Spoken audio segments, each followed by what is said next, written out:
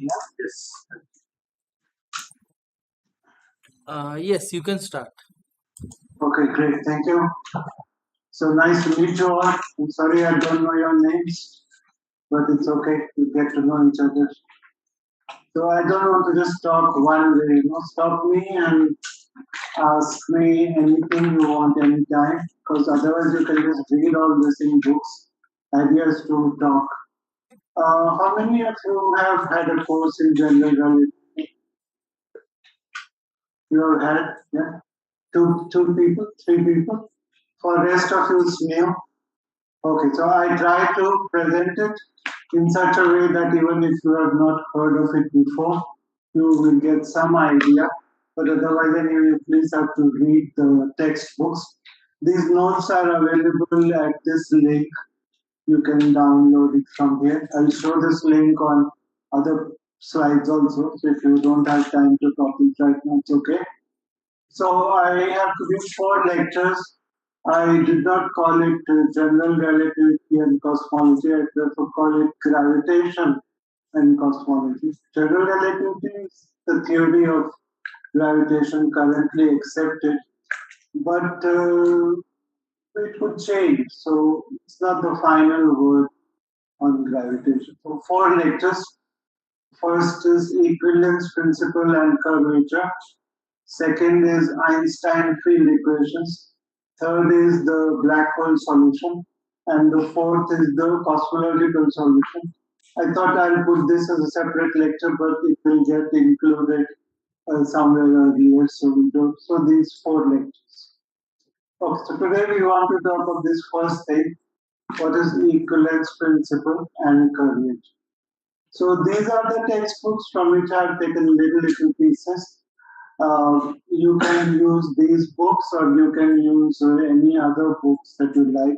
These are classics from the 70s, when I was your age. And today, of course, lots of new books have come. Bernard Schultz, Louis Sean Carroll, Padmanabhan, and uh, other books also. So feel free to use whatever you like. The idea is to understand what is general relativity. Doesn't matter where you read it from or the video lectures, anything. Okay. So first lecture. Newton's law of gravitation, we are all familiar with, studied in school, also in BSc, the Kepler problem. In a given Kepler's laws of motion, to show using Newton's law of gravitation that the motion of a planet around the sun is an ellipse, and it also obeys Kepler's other laws. So you can remember what is the force law? Given two masses m1 and m2, the gravitational force between them is attractive, is proportional to the product of their masses. It is inversely proportional to the square of the distance between them. Minus means attractive, and G is Newton's gravitational constant, which we know from measurement. So we can write it in another way also in terms of a potential.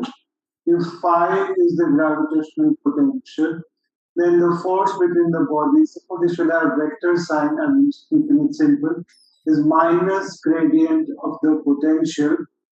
So this is how you relate forces to potentials.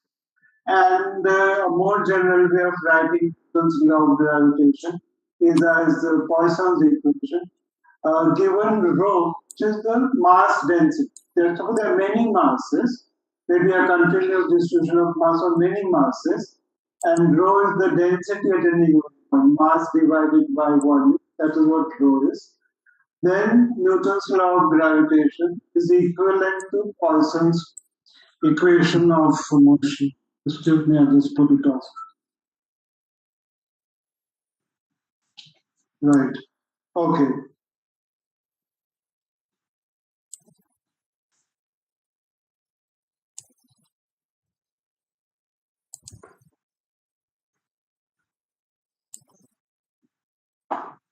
Okay. So Newton's law of gravitation equivalent to Poisson's uh, equation for the potential. What do we have? We have potentials. We have forces which are gradients of potential. But this equation is not for the gradient of the potential. It's for the second derivative of the potential. First derivative of the potential is the force. Second derivative of potential is the tidal force. The rate, the gradient of forces like here, if the ball is here, it's falling to the earth like this. If it is here, it's falling like this. These force vectors are converging to the center of the earth. So there's a gradient in the force. That's called the tidal tensor, tidal force. The Poisson equation is for the tidal force. You have to remember that. So forces, potentials, and tidal forces. These three things is what will occur again when we generate relativity. So, any questions? As I said, you should stop me anytime. I'm not in a hurry. I want to talk to you. And what is the problem with Newton's law of gravitation? There's no problem.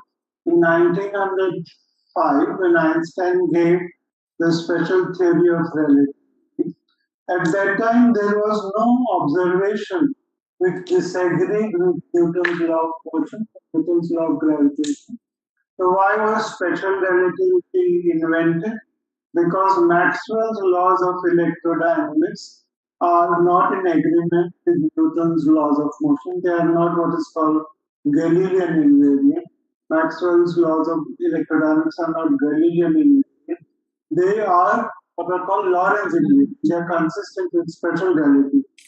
The speed of light, if it is same in all inertial frames of reference, that disagrees with Newton's law of motion. That's why Einstein invented special relativity as a new law of motion which is consistent with Maxwell's electrodynamics.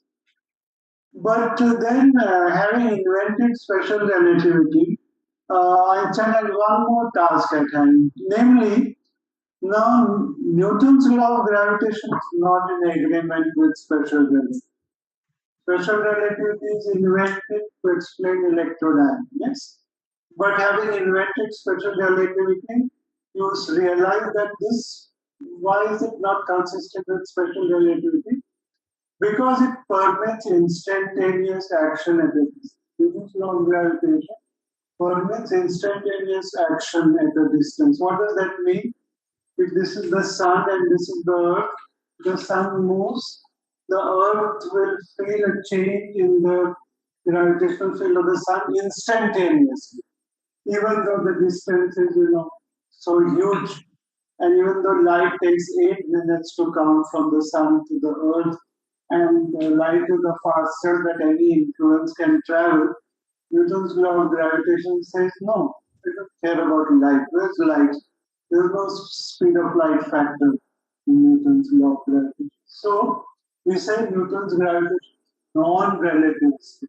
It is not consistent with the laws of special relativity. It's not Lorentz invariant.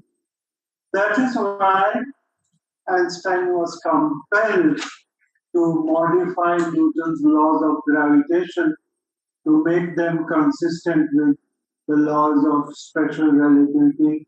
Namely, we have a space-time. Space and time are combined into one four-dimensional concept, and the lengths are not invariant. Time intervals are not invariant. It's a space-time interval that is invariant, undergoing from one inertial frame to another. And most importantly, we cannot have influences traveling instantaneously. That is the problem. So, as I said, no experimental motivation to modify Newton's law of gravitation at that time, except one tiny thing which become important later on, is the orbit of the planet Mercury.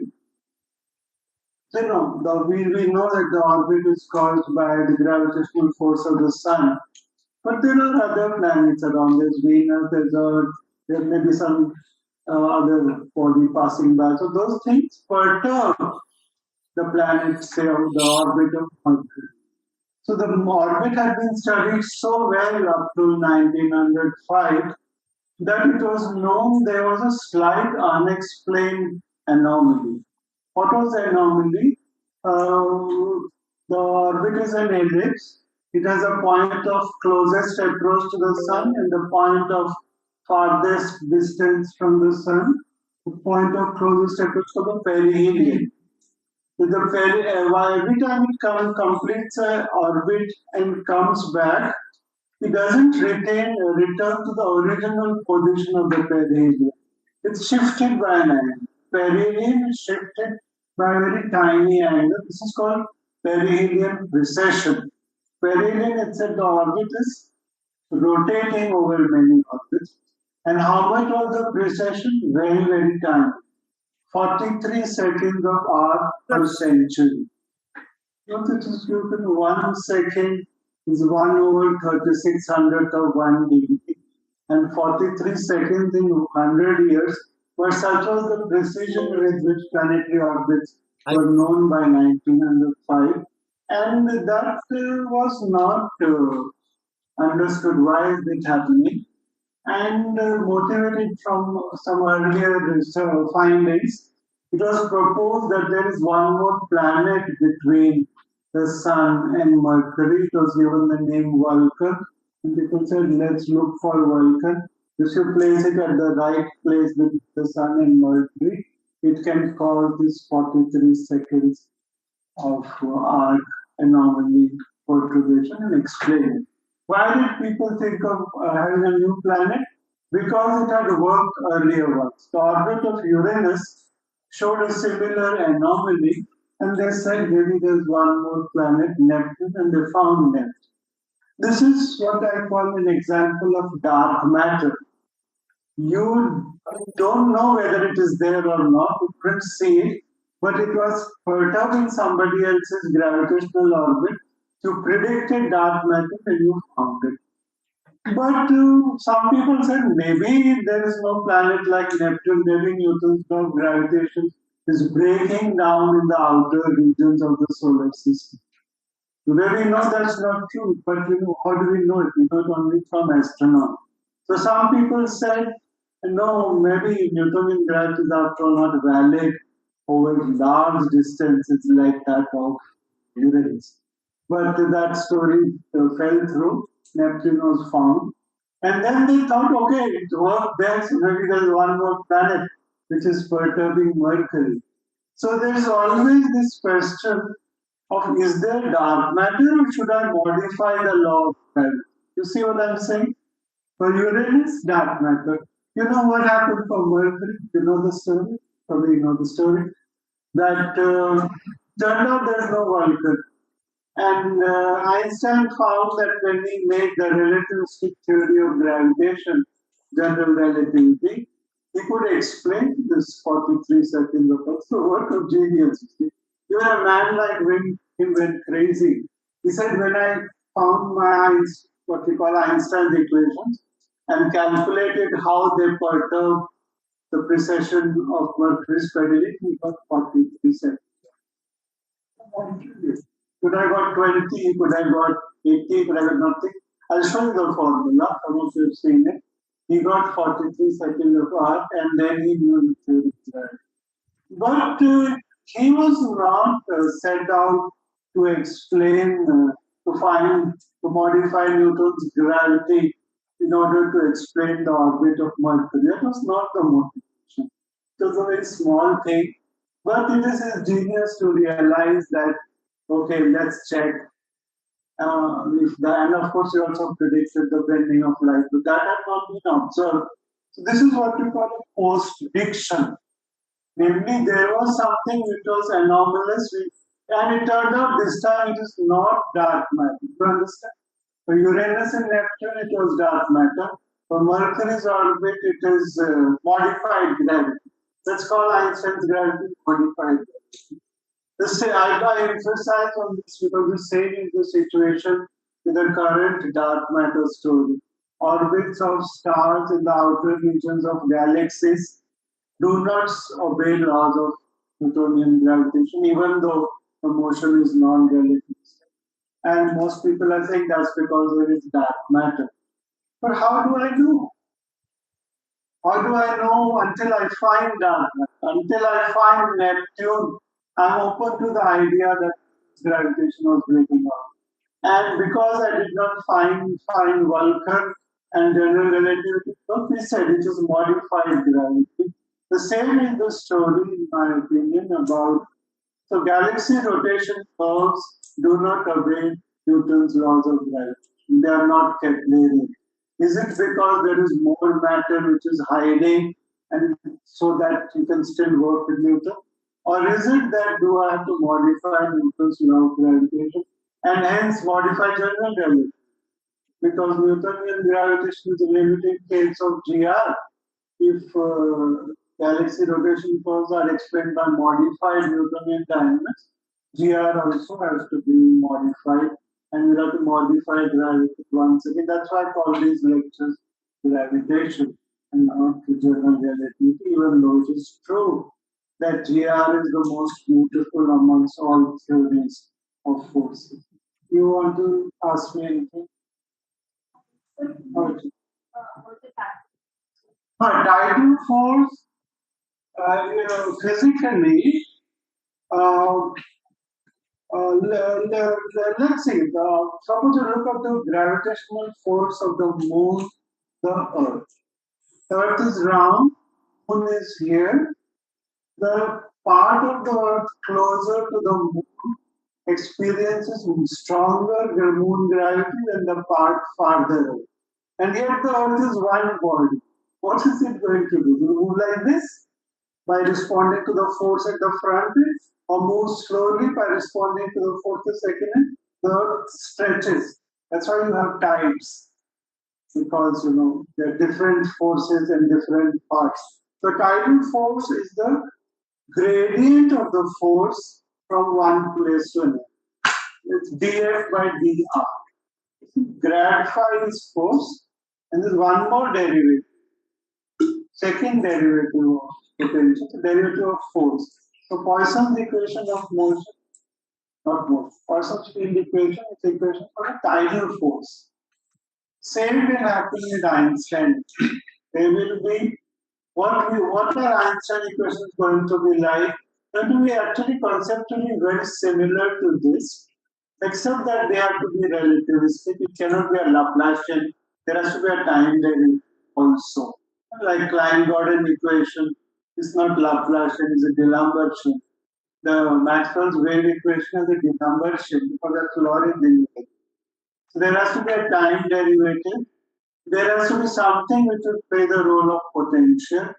And we know that in special relativity, energy and momentum are on the same basis, E equals mc squared.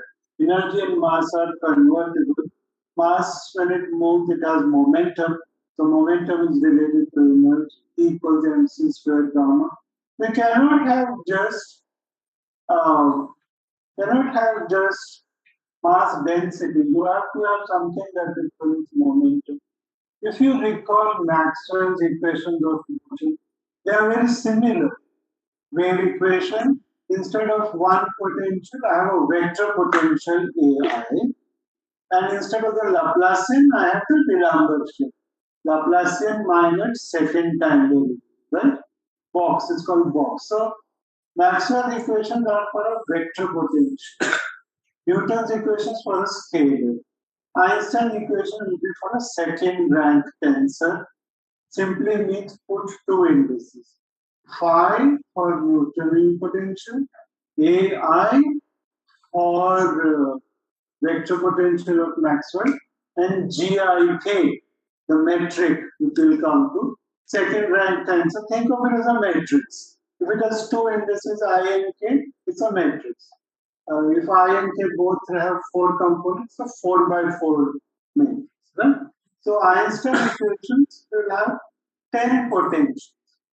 Newton has one potential, Maxwell has 4, Einstein has 10 for reason. This is clear.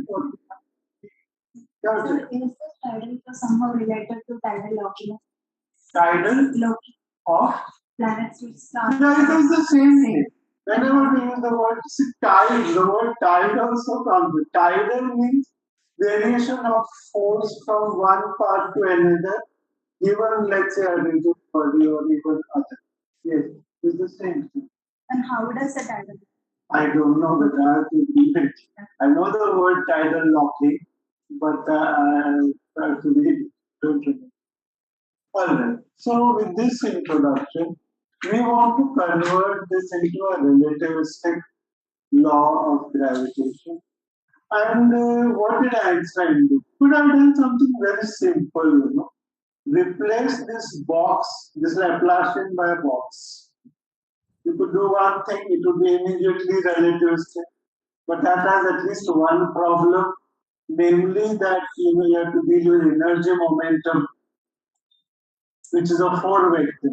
Energy and momentum in special relativity are related to each other. You cannot do this, just this.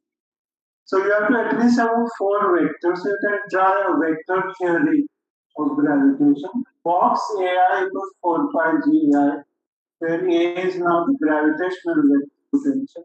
So you see there are reasons why that doesn't work. Einstein went on a different path, which is very beautiful.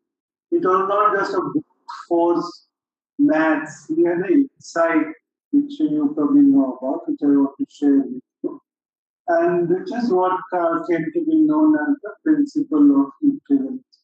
It was known to Galileo and Newton, but Einstein was the one who put it to use. So what do we know? The gravitational force between two bodies is proportional to the product of their masses. I asked, what is the acceleration of mass m1 due to this force? So how do I do it? Newton's law of motion equals m1 times a. Right? Let m1 be the earth. Let m2 be the sun. So the acceleration of the earth in the gravitational field of the sun will be given by this formula. And what is important for us is that m1 is cancelling out. The acceleration of a body in a given gravitational field just depends on the mass of the source and the distance from the source. It does not depend on the mass of the body, which is very, very dramatic, you see. You try pushing a cupboard, or try kicking a cupboard and try kicking a football with the same force. Football will go, but the cupboard will go with your foot. Obviously, the acceleration of the body depends on its mass, right? Not here, like Galileo's famous Tower of Pisa experiment, drop a feather and say a stone.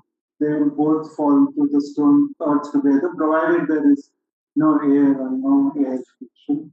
This is extremely remarkable.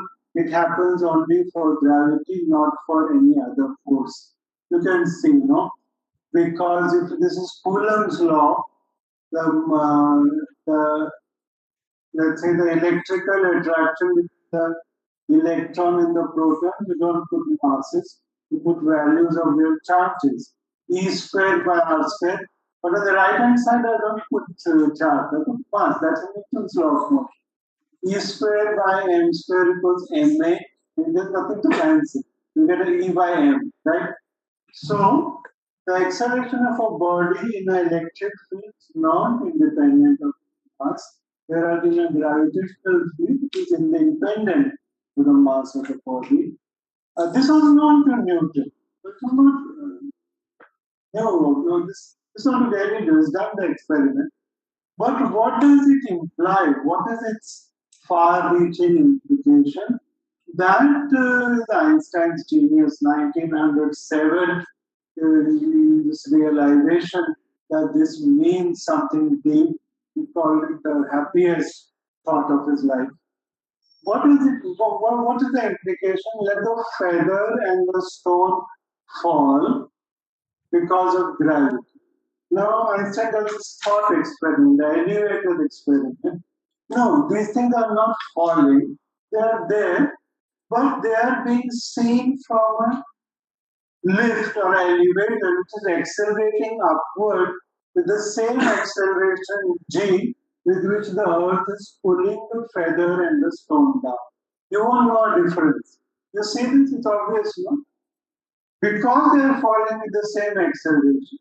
If they were not falling with the same acceleration, like in the electrical case, you have to have a separate elevator for it.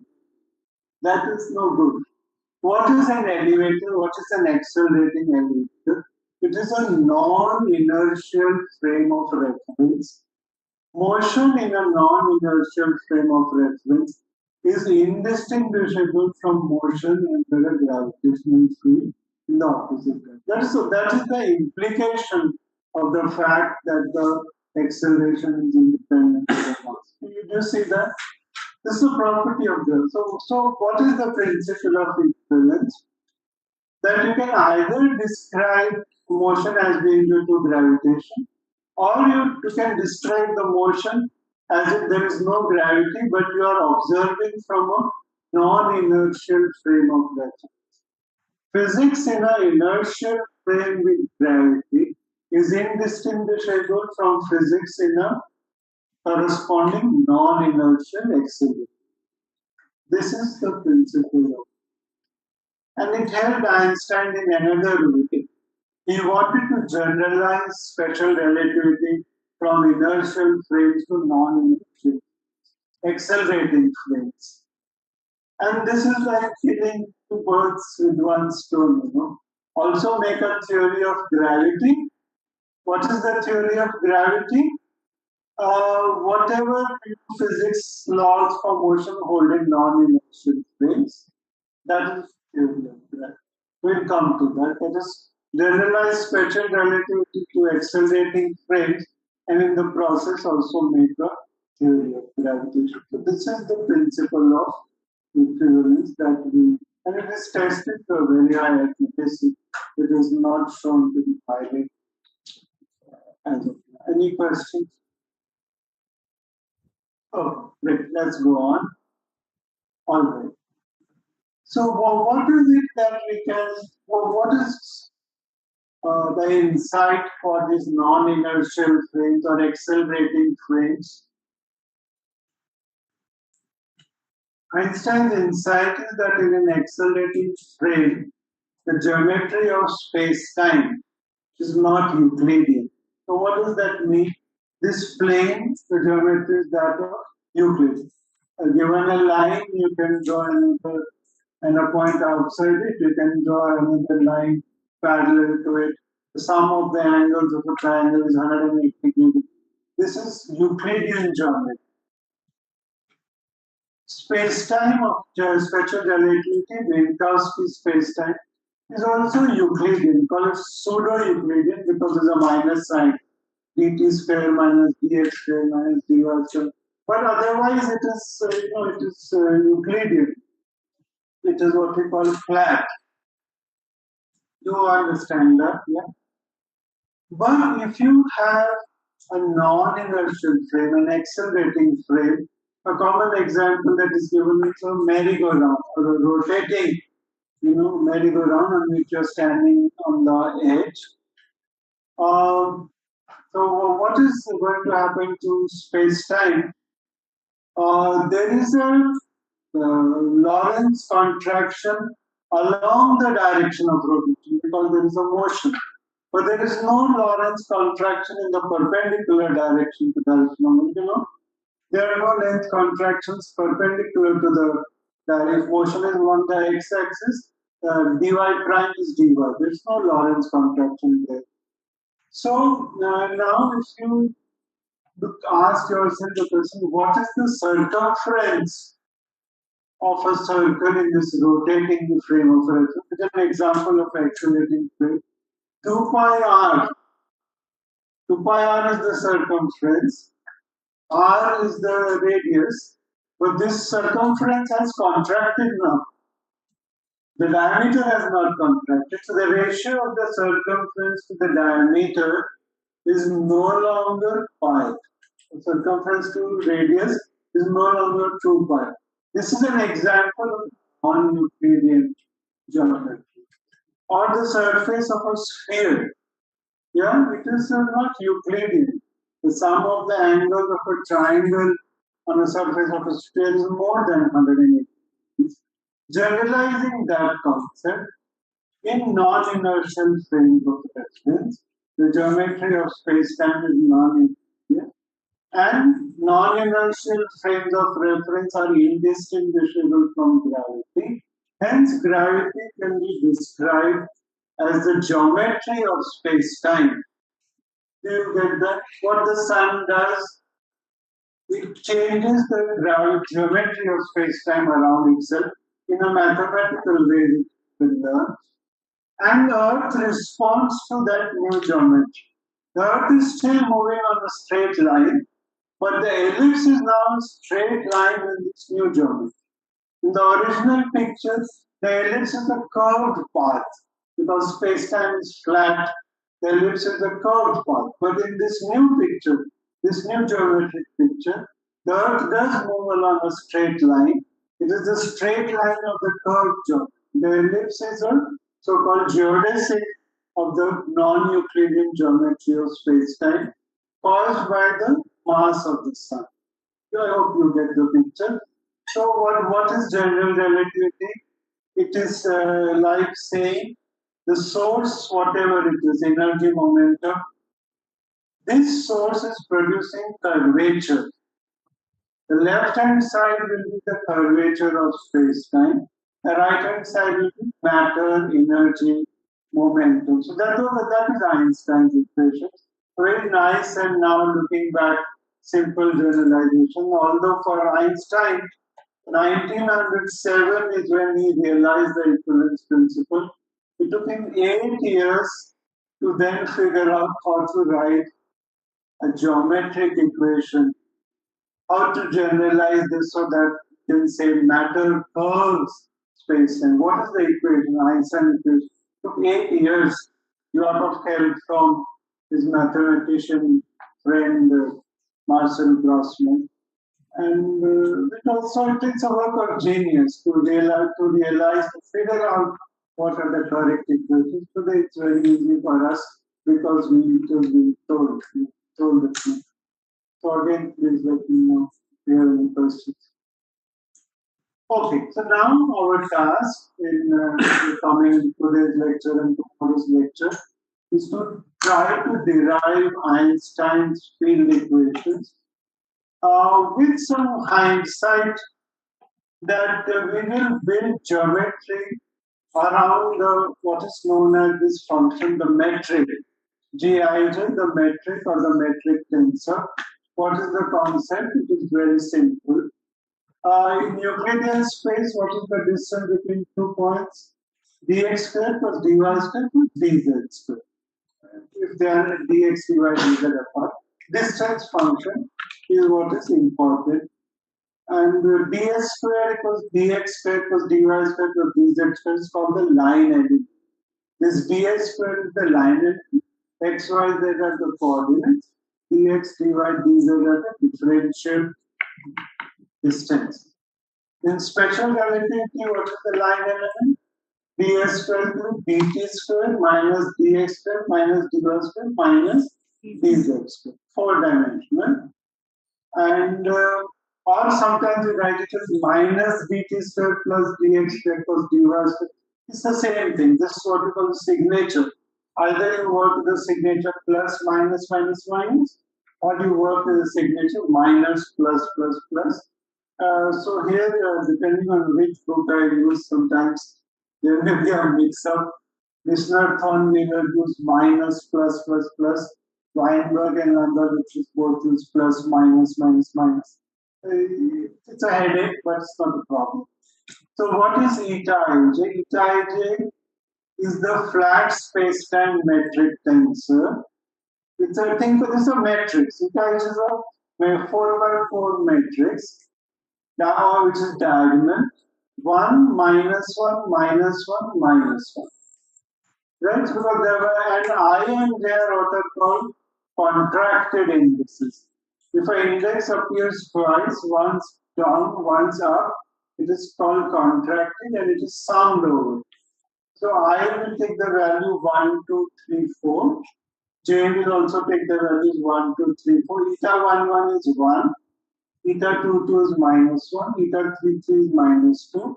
Eta 4, eta 2, 2 is minus 1. Eta 3, 3 is also minus 1. It's a diagonal matrix. So can you see that this eta I dxi dx is the same as dt squared minus dx squared minus dy squared minus dz. Can you see that? You okay with that notation? Because just sum over the indices I and j. Let I and j take all possible values 1, 2, 3, 4, the 4-dimensional space-time, and this object is a scalar, you see. Eta I dxi dx is scalar because both the free indices have been summed over. This line element is also obviously a scalar. Tells you what the distance between two points. In going over to what we call curvilinear coordinate systems, we replace eta ij by a more general matrix, gij, which is a function of x, y, z, t. It's a function of space-time coordinates in general. And how many components it has? It's a symmetric matrix. You can see if you interchange I and j, the antisymmetric, because I and j are summed over and both are present, the antisymmetric part will not contribute. Gij is symmetric. Gij equals Gji. So how many independent components? A matrix 4 by 4 symmetric matrix. How many independent components? Yeah, 10. Yeah. 4 in the diagonal. Off diagonal 12, but it is symmetric. So 12 by 2 6. 6 plus 4 10. The metric tensor in general relativity will play the role of potentials. We'll see this as we go along. 10 potentials in 4-dimensional space-time. Gravitation is described by 10 potentials. The metric, which is also the distance function, the double rule. It tells you the distance between two neighboring points separated by dx, and it also tells you the gravitational potential. We'll make the gravitational field from Gij by taking its gradient. We'll make the tidal tensor, which will be the curvature tensor, by taking the second derivative potential. So Gij, gradient of Gij, second derivative of Gij, these three things will be. Why is it symmetric? Why symmetric, Veda? It's like, the order of the points, when you read dx, dy, whether you write the product dx, dy or dy, dx, it does not matter. It is called, the product is commutative. It need not be in more general geometry, but here it is commutative. So if you had an antisymmetric part to Gij and you multiply it with dxy, dx, dy, everything will vanish. The antisymmetric part will, in more general theories of gravity, we could consider antisymmetric part also, but in GR, it is symmetric because it does not contribute. It's okay? Does not contribute to the distance function. So you are clear about what the metric is. It is important because Einstein's theory of general relativity are field equations for the metric length.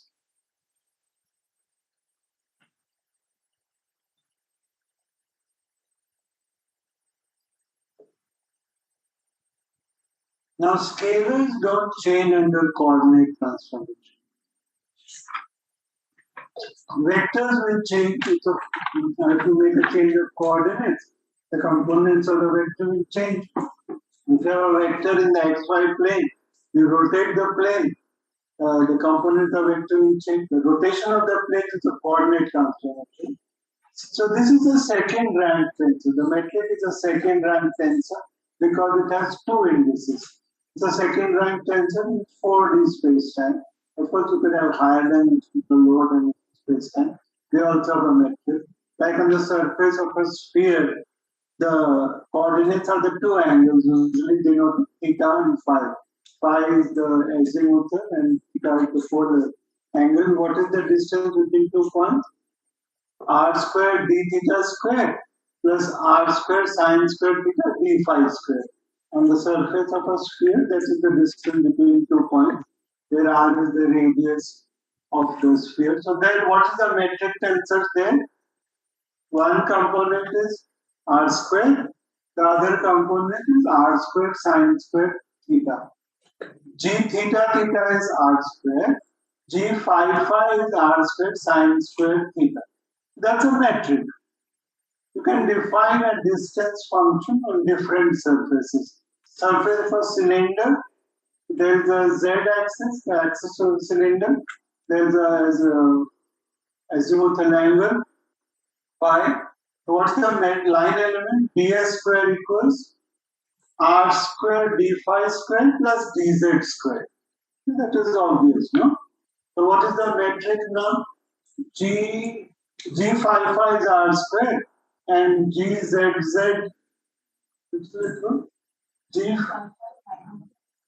sorry, yeah, d phi phi will be r square sine square theta. Okay, maybe that's correct. Yes. So you can work out the metric on the surface of a sphere, on the surface of a cylinder. Yeah, you're right. R sine theta, r square sine square theta d r square theta d phi square plus.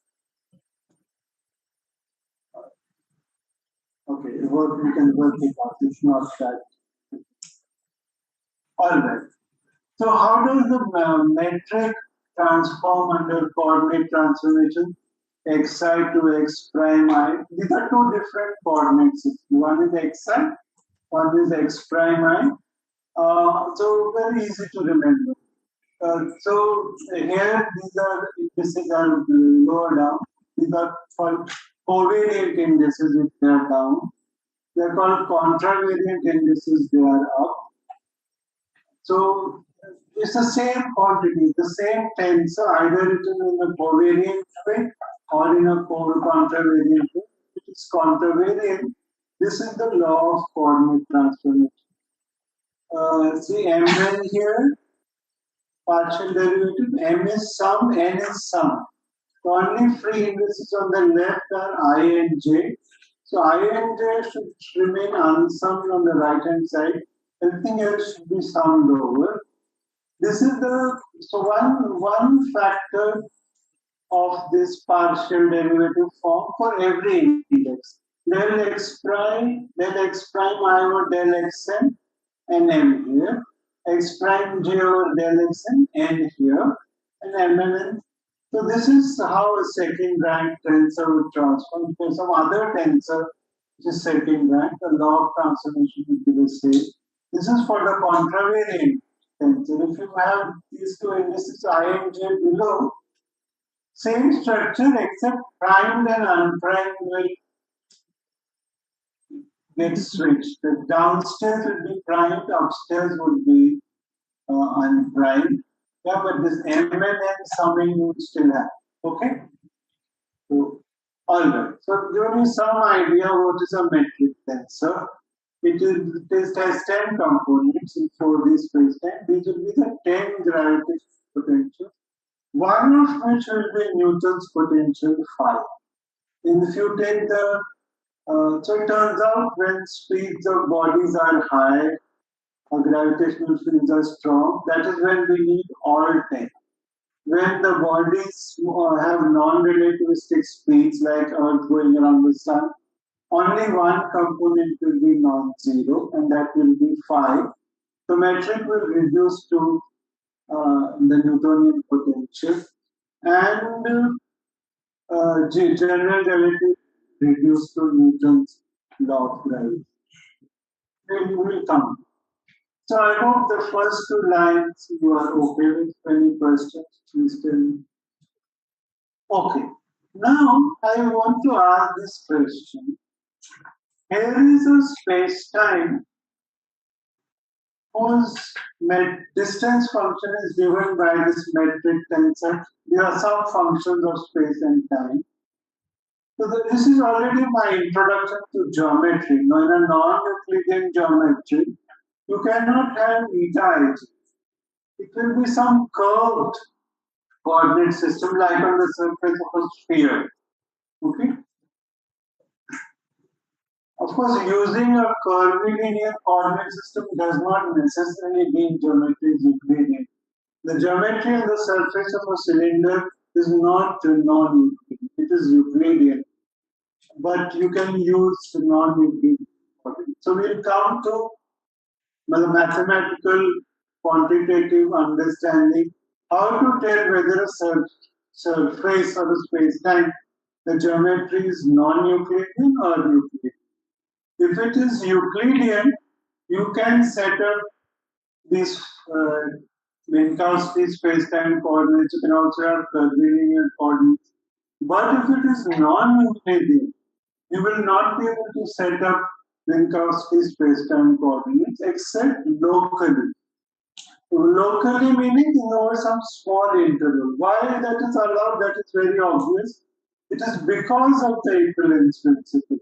If you have a gravitational field and you fall in it, like suppose a lift is falling freely in a gravitational field, and you have two balls inside the lift, a red ball and a yellow ball. They are also falling. They will fall together. Their relative motion would be as if there is no gravitational field, right? Because they are both feeling the same gravity. So relative to each other, they are in an inertial frame of reference where the laws are that of special relativity. In a freely falling frame, the laws are that of special relativity. So locally, you can always set up a Minkowski coordinate system, but you cannot do it globally because if you have the Earth and the red ball is coming like this and the yellow ball is coming like this, now you cannot have one lift for both the balls. You understand? Because if a projectile is coming like this and another like this, is my lift supposed to go up like this or is it supposed to go up like this? You cannot make a lift go in two different ways. It's a rigid ball. So now, if you are at extended distance, you cannot, you won't have the equivalence principle because of the tidal force. The tidal force makes the elevator here different from the elevator here. You understand this? No? Okay? Okay, no? Okay. Alright. So I want to ask, given non-Euclidean geometry in which the metric is not eta but Gij, and I have a test particle, how does it move?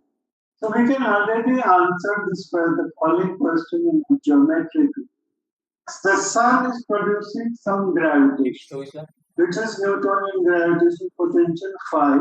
But let me think that now I will describe it in the language of a geometry.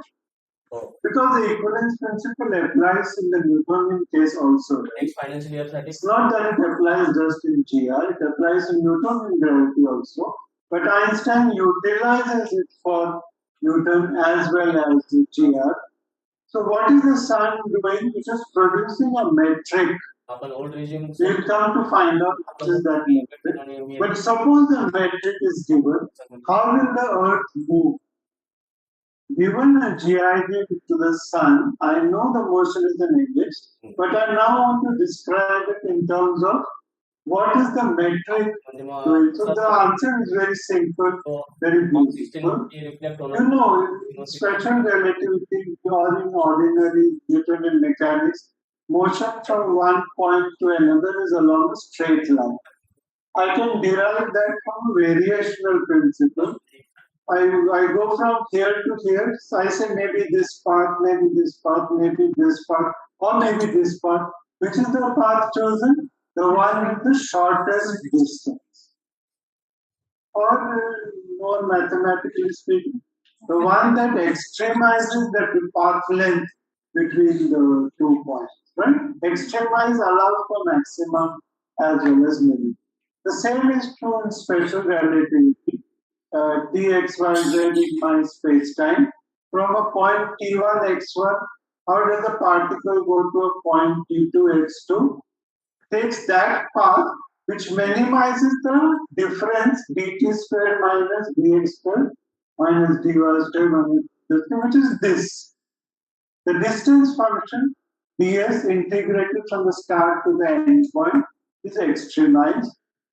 The same principle is now used to find out which path the Earth would take around the Sun or which path of test particles will take in a gravitational field described by the metric Gij.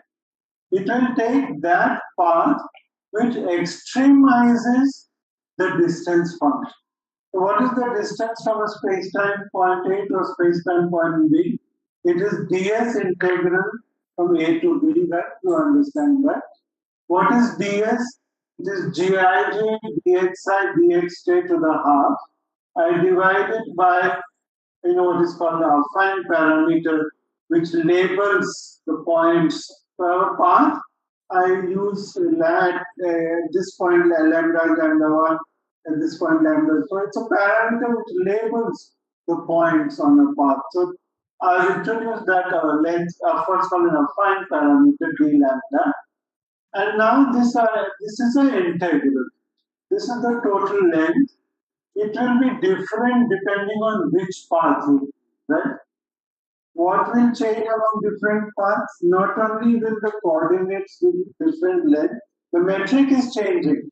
The metric along this path is different from the metric along some metric is a function of space and time.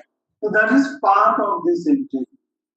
The particle is said to move along that path which extremizes this path length delta L. So I must extremize it by putting the variation of delta L to 0. That is when I vary the path, when I change the path, delta L should be 0, and this variation I will not do now because we don't have so much time. If you look up lambda, which is classical theory of field, he will show you how this variation is done. It's one of the problem sets in the book. The answer is very tricky and it is given here. d2xi by d lambda square equals minus gamma ijk dxj by d lambda dxk by d lambda, where these gammas have 3 indices. Each takes 4 values. 4 into 4 into 4, 64. But j and k can check that it is symmetric under exchange of j and k. So downstairs 10.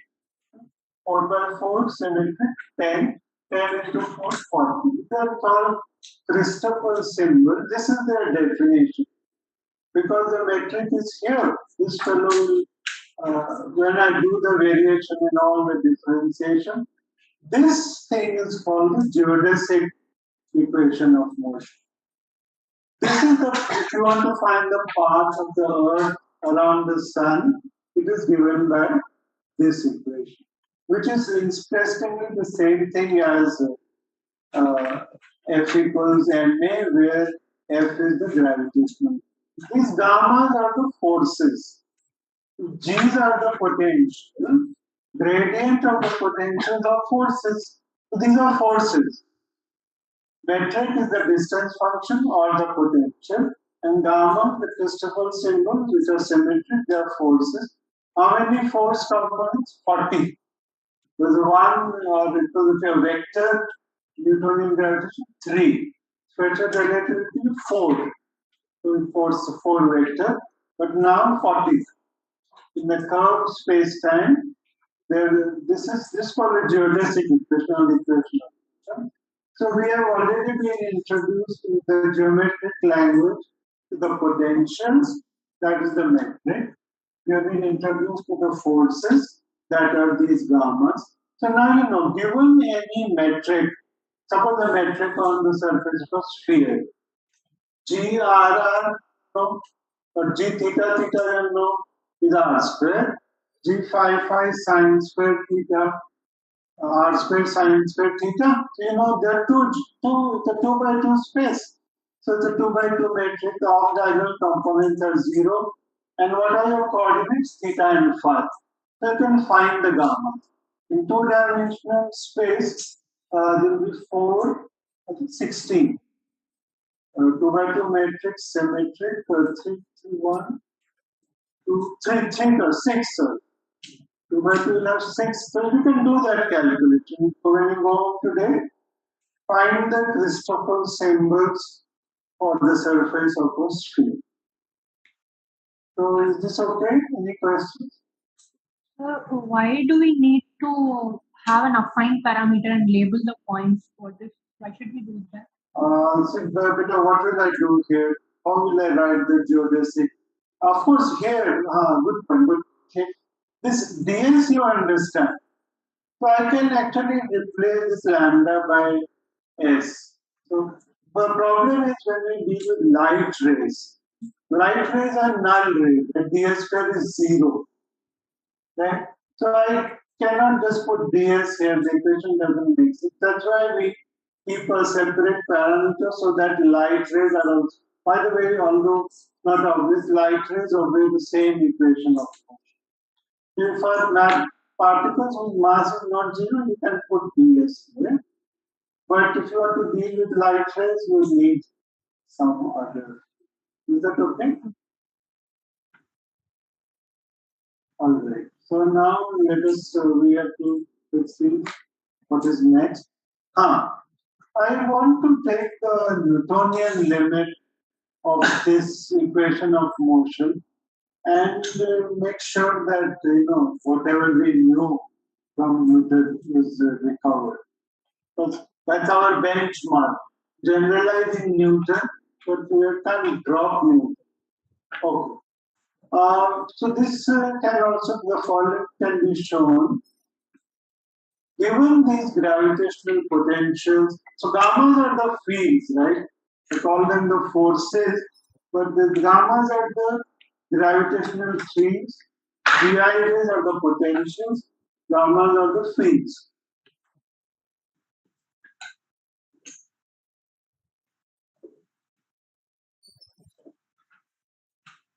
From the equivalence principle, we know that we can always go to a frame of the reference in which the gravitational field is zero.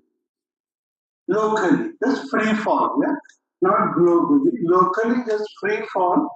So you can make the gravitational field vanish. And what are gravitational fields? They are the Christoffel symbols.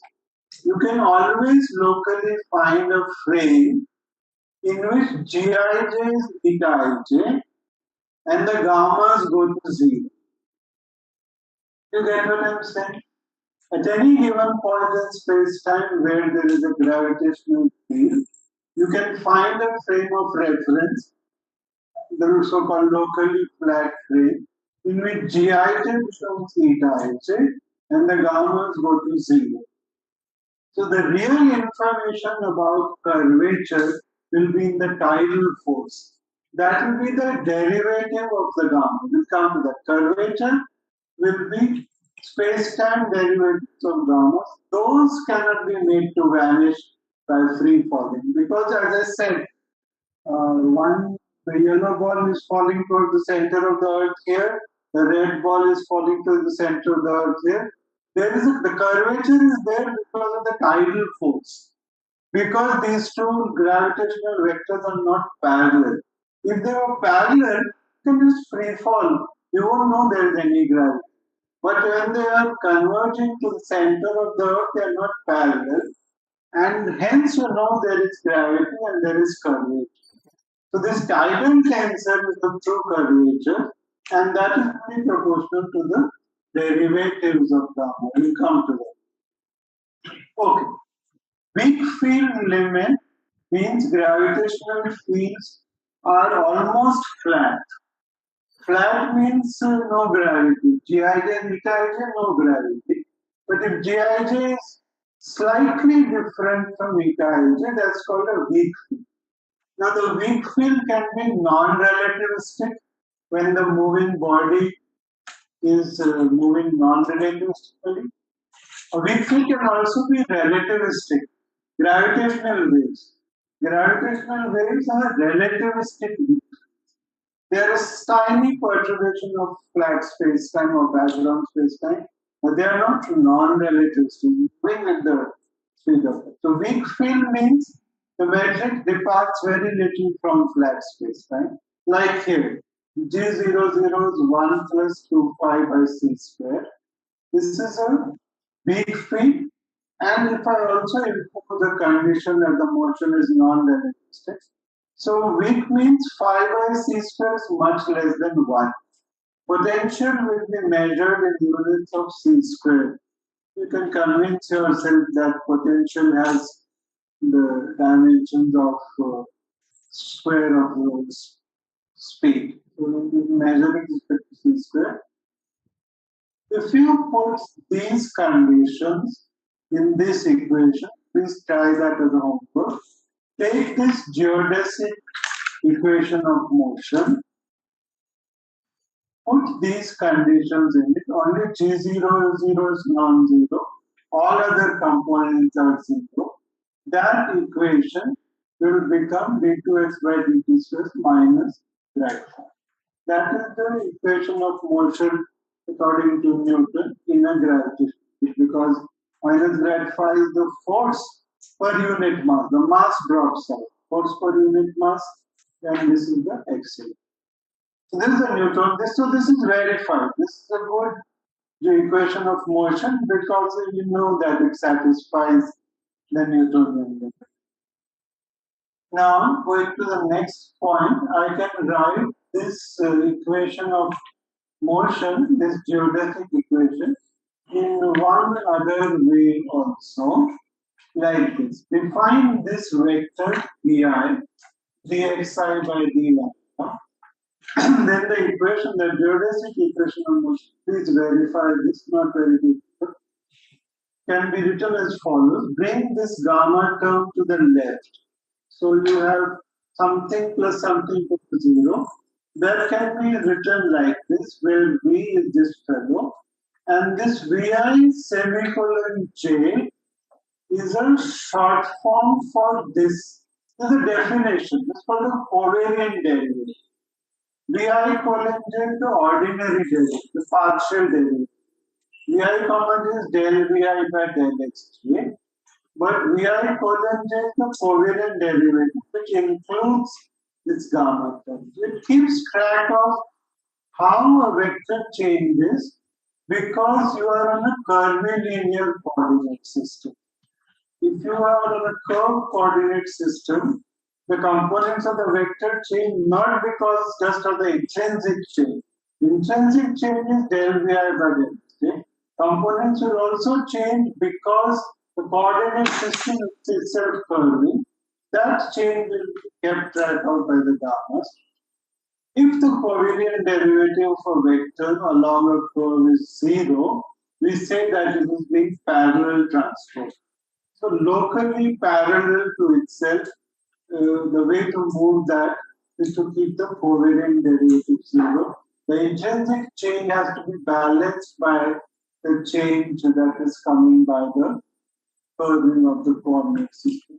So this is the definition of the covariant derivative for any vector. You can similarly define the covariant derivative of a tensor, and please show that the covariant derivative of the metric is always 0. You can show it because of the way covariant derivative is defined. The metric has a 0 vanishing covariant derivative. So this much about geodesic equation, is Newtonian limit, and the concept of covariant derivative. We'll have 10 minutes. So we'll do the last thing for today. I will introduce the curvature, tensor, and then next time, tomorrow, we will use all this to derive Einstein's equation. So on this slide, just 2 slides, I can do it. We need a formal mathematical definition of curvature. I have some idea that a circle is a curved line. The surface of a sphere has curvature. In fact, it is a Gauss definition of curvature mathematically to Gauss for Gaussian curvature. Gaussian curvature for a circle is 1 by r, where r is the radius of the circle. That of a sphere is 1 by r squared. where r is the radius of the sphere. But we want a more general definition, like if it's a three-dimensional surface, or a surface which is undulating, very curved here, flat here. The curvature of a surface may be changing from point to point, or more generally space-time, or to talk of curvature of space-time. We need a mathematical definition, which is what was given by Riemann, great work. So there's geometries where we talk of curvature of space as being in terms of the metric. They are called Riemannian geometries, which is what Einstein used in his work. So when he wanted to generalize Newton's law of gravitation, he didn't know this mathematics. He was not aware of it. So he took help from his mathematician friend Marcel Grossman. Please go to the library and check how is curvature described. Is there have the mathematicians done anything? Usually we physicists are lucky whatever we they have already done. So we go and see what maths we need. So the Riemannian geometry was developed in the 1870s. Einstein used it around 1907. Even after, so this period from 1907 to 1915, when the Einstein equations were finally discovered, consisted of learning Riemannian geometry. First, finding out that there is such a concept. Then the first papers on using geometry, Riemannian geometry, to find the laws of gravitation were written with Grossman. The first paper is Einstein-Grossman, 1912. But Grossman was a mathematician. He said, I will write a paper and with you under one condition. It will have two parts. Part one will be the mathematics. Its author will be Marcel Grossman. Part two will be the physics. Its author will be Albert Einstein. I don't want to have anything to do with your physics. You're crazy. You're talking of all this non-geometry of space and gravity. I don't believe any of this, but I can teach you Riemann geometry.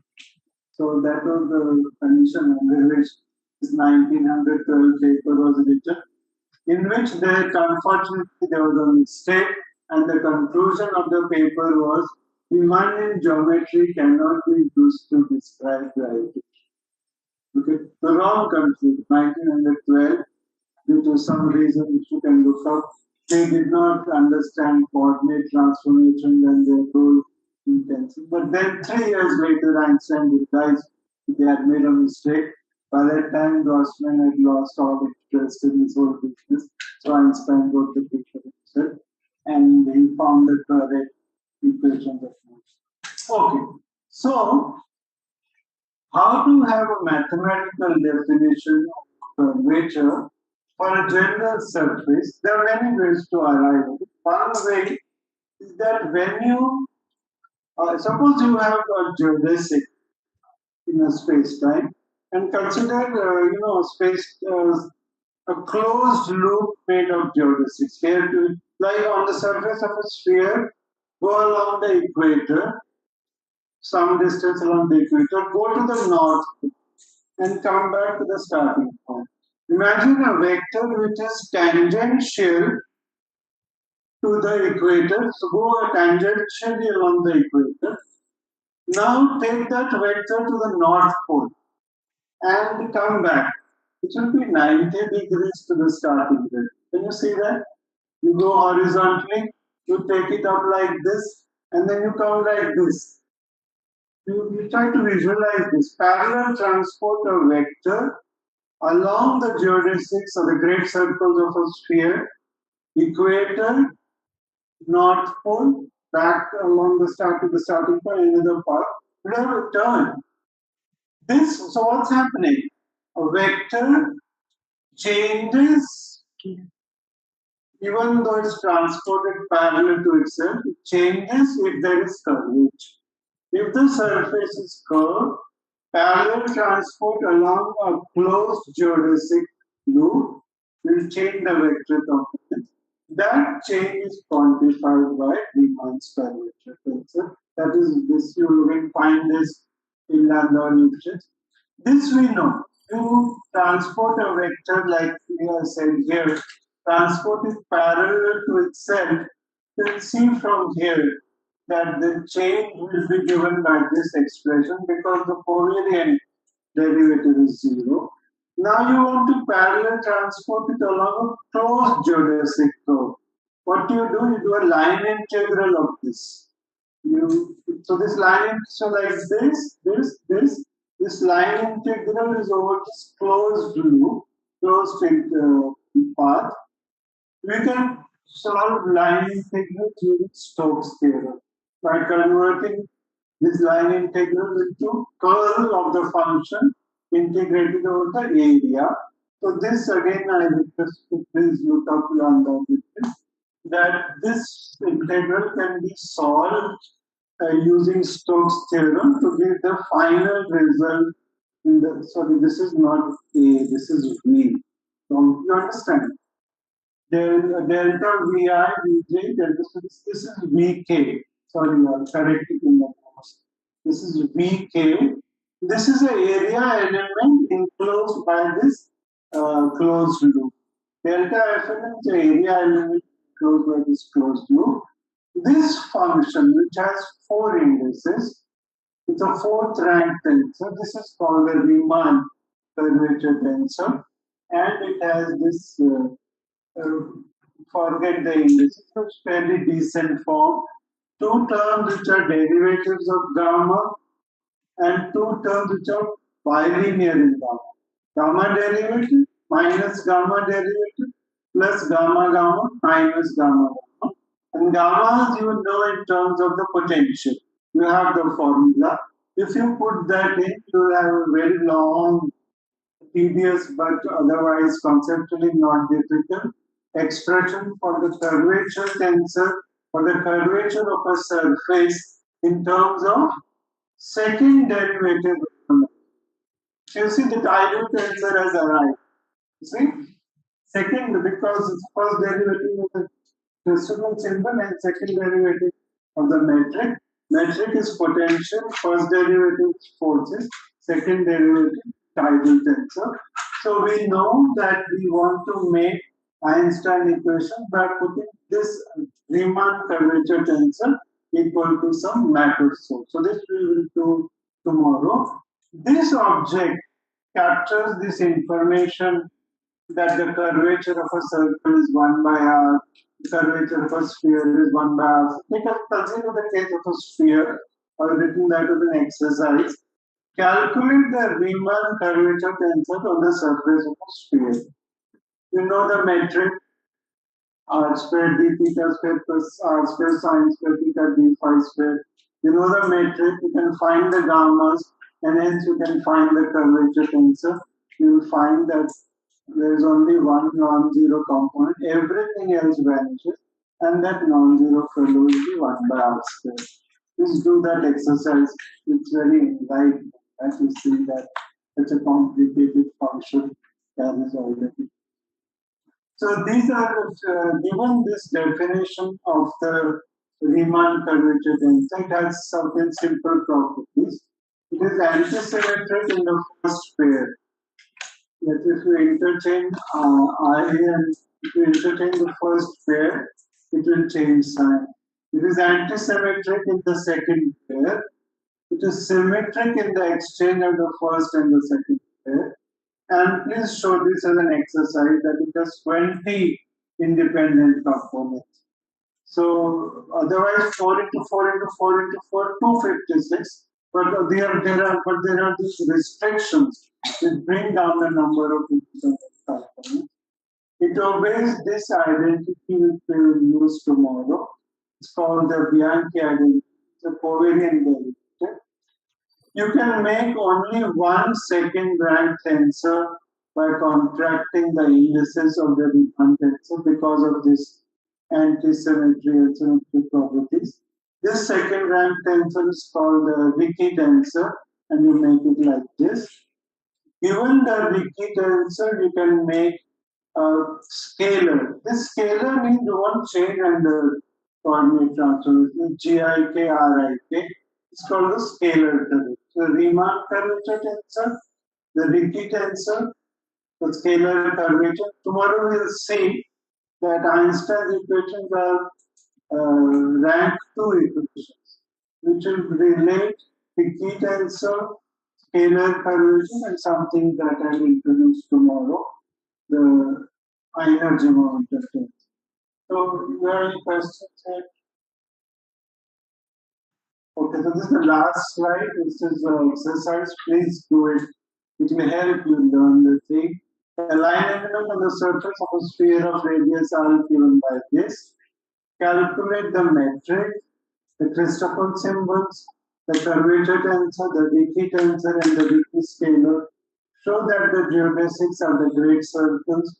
And it's very interesting. Prove that the sum of the angle of a triangle of the sphere is greater than 180 degrees. It's a very nice formula.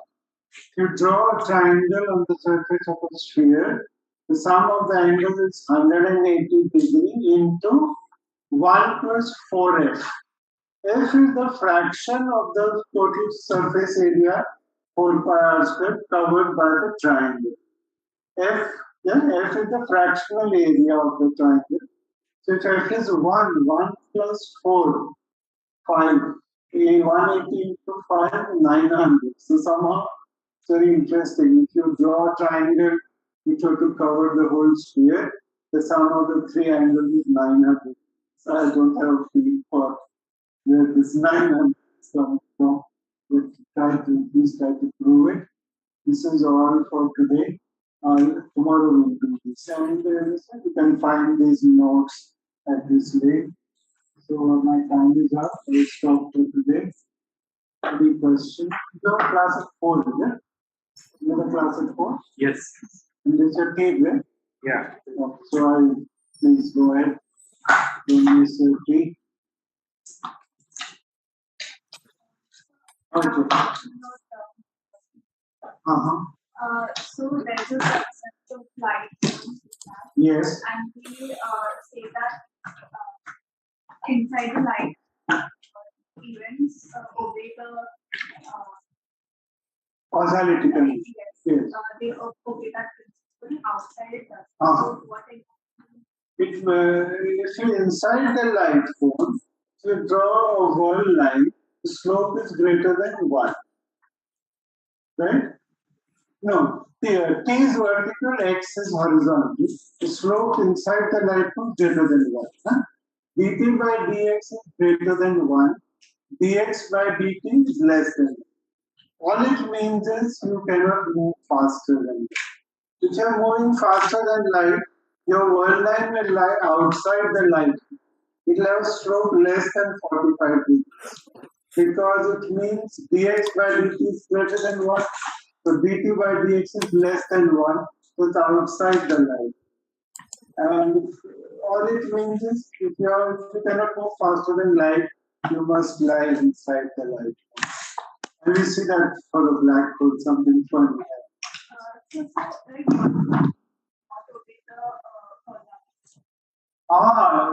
okay. Something like this.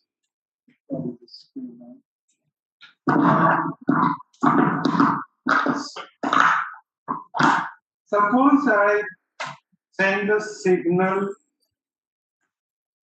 here at the speed of light by turning on the torch. And I know that when this beam of light, let's say laser, arrives at a detector which is far away, once it hits the detector, there will be a blast. Sets up some chemical.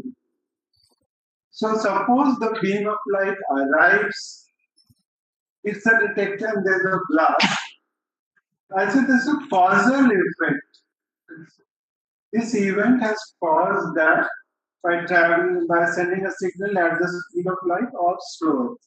But suppose this light beam is on the way and the blast happens. Are they going to say that blast was caused by this light beam? No. But if someone claims that that blast is caused by this light beam, even though it has not yet arrived, that is not obeying causality. For some event to occur as an influence of the first event, as if the signal has traveled faster than light. That is called violation. Then some, did you understand? There is an apparent violation of causality. एक ना भास्कर 3 मध्ये वरपर्यंत EPR paradox. Control रूमच्या तिथं So whether it is actually a violation of causality or not is controversial. Most people will tell you that it is not. So you want to go ahead? Go ahead. Are you okay to wait to answer this question? This is a problem that was pointed out by Einstein in 1935 with quantum mechanics, such as the EPR paradox. You create a pair of particles, let's say the initial spin was 0, then you make a pair, so that the total spin is 0. Spin is conserved, it's angular moment. Which means if you detect this to be, you have detected here, you have detected here, it's usually called Allison. If this spin is detected to be up here, this fellow has to immediately go to down. Because otherwise, it doesn't matter how far it is. Otherwise, conservation of angular momentum is violated. So if you make a measurement here, and you, while these are still in flight, you are able to decide either I'll measure along Z or I'll measure along X. That decision is taken when they are in flight. You make a random choice and you say I'll measure along X. When you find plus X, this will has instantaneously go to minus X. Doesn't matter how far. So it is as if causality has been violated. How does this know that it has to go to fine? And this has been experimentally tested. You make a measurement here, you find plus X. Then you make a measurement here after this measurement, but before a light signal could have arrived. And you find that this is minus. It means something has happened. You cannot send signals faster than light, so there's no information transfer. But there is an influence which seems to violate causality. But this is controversial. Some people just say that this is how quantum mechanics is. I don't take it. I think there is something to be explained. What happens? Why does something change here even before light can arrive? You understand? One possible explanation which I work on, and other people also do it, that these 2 points may be connected not just by our 4-dimensional space-time, but quantum particles are also connected through additional dimensions which are not obvious. And now we link it to relativity. The distance between 2 points depends on the metric. You cannot have x and y and say I know the distance. You have to say distance is gij dxi dx. So the metric in my universe is something. There are additional dimensions along which the metric is something different. So that if the distance here is 1 kilometer, the distance along that path is 1 millimeter. So if you go that way, you go at the speed of light only, but you arrive faster than this because the distance is short. You see what I'm saying? Like in a tunnel, you go this way, it's shorter, you go over the hill, it's longer. But now in a more subtle setting, 2 points may be connected by 2 different space-times altogether. You get some idea? Our space-time, these 2 things are very far. There is another space-time which is a part of our universe. The metric is different, so these 2 things are not that far. Speed is same. This also speed of light. So special relativity in my frame, special relativity in the other frame also. So now you could ask, Okay, my universe is being curved by gravity. Who is curving? This is that force, and this is an idea of looking at very recent. That the other force may be nothing but a weak force. You understand weak interaction, strong force, weak force, electromagnetic force, and gravity. There are many reasons why the weak force is actually like that. This is controversial. It's a research topic. Please don't buy it as a truth. I may be wrong. But maybe there is a setting, another four-dimensional space-time, whose geometry is being curved by the weak force. And that is such that the distances are very short. And light beam, when two quantum particles affect each other, they affect each other through both the paths. And the other path is shorter. That is why it appears there is a violation of the So with on the scales which are not quantum mechanics. Yes. So There is no violation of it cannot. Because it will violate special relativity. In our normal universe, which is classical, there is no violation. We will have to give up special relativity. So Einstein's point was if quantum mechanics is correct, namely such influences are there, special relativity has to be. So one way special relativity can go is to have another space-time. Both of them are obeying special relativity, but there are two space-time. In our universe itself, every point quantum mechanically lies in two space-time. It's the kind of thing maybe Einstein would have liked. So if that is true, and if that is because of the weak force, there should be weak force waves. Like there are gravitational waves, there should be weak force waves. So I'm talking to some experimentalists. Are there weak force waves, and what would be detected? They are found very interesting. And any more questions? Is Yeah, in that case, when you are actually saying that there is another space time where the force carries the information, then can we like calculate the time in which that information will arrive and make an observation before excellent. that? Yeah, very good point. So, yes, so uh, yes, you can calculate the time. It seems to be very short, actually, 10 to the minus 26 seconds, 10 to the power 1 over 10 to the 26 seconds. So, yes, this is a challenge. You're saying to detect that kind of time interval. Yeah, as I said, it was detected. An observation was made Yes. even before light could travel. Yes, yes. So maybe an observation could be Yes. made even before the information gets through weak waves as Yes, given by the other method. Yes, definitely. Yeah, that's a very good point. To find out what is the metric, how much time of travel is there, and to try to make some experiment. Yeah, we are talking about it. I can talk to you also. Very interesting. We are students and faculty. It's very recent, last few months. We're talking about. We don't have a paper on it yet, but I got some experiments. It's interesting.